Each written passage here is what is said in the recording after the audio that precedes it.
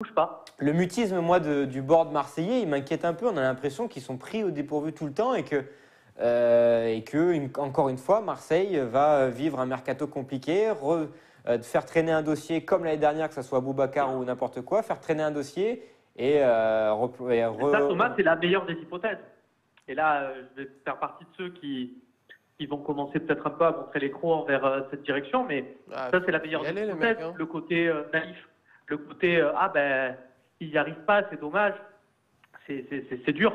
Mais est-ce qu'il n'y a pas aussi, et là c'est la part plus cynique, de se dire, est-ce que c'est pas calculé tout ça? Est-ce qu'on ne fait pas croire qu'on va prendre Balotelli en juin parce que ça fait vendre des abonnements, et puis au final, on n'y arrive pas. Après l'année dernière où on avait la quête d'un grand attaquant, et puis qui c'était fini avec l'arrivée de Kostas Mitroglou, Mais si qui, cette attention, version... de super stats, mais qui arrive dans des conditions...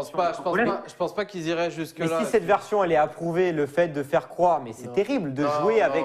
Tu peux pas faire ça. Je pense franchement que c'est beaucoup sauf que là, plus on est à 10 jours de la fin du mercato, et le grand attaquant, on sait que les attaquants, c'est qui fait vibrer les supporters marseillais. Tu vas pas les faire vibrer avec un milieu défensif ou un ailier gauche, ou un latéral gauche. Je pense vraiment que c'est plus simple que ça.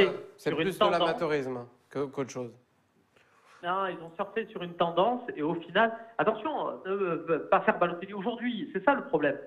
C'est par rapport à l'annonce, c'est par rapport au scénario. Le fait de faire venir Balotelli et de ne pas surpayer pour la venue de Balotelli, c'est très bien. Je vous rappelle que ceux qui critiquent aujourd'hui ces dirigeants-là, parce qu'ils n'ont pas voulu mettre 1,5 million, parce que tout d'un coup 1,5 million, c'est rien. Mais là où c'était les mêmes personnes qui se plaignaient au tout début de mettre 12 millions d'euros sur Morgan Sanson, qui disait ouais, voilà, on va surpayer tout le monde, on va être les vaches à lait de l'Europe. Voilà, il y a toujours ce parallèle-là.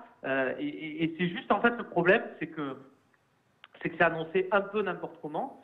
Et que surtout, il y a ce truc de se dire, on ne sait pas trop comment c'est géré. Est-ce que c'est l'agent? Est-ce que c'est Balotelli? Est-ce que c'est Nice? La seule constante dans tout ça, c'est que c'est les dirigeants de l'OM.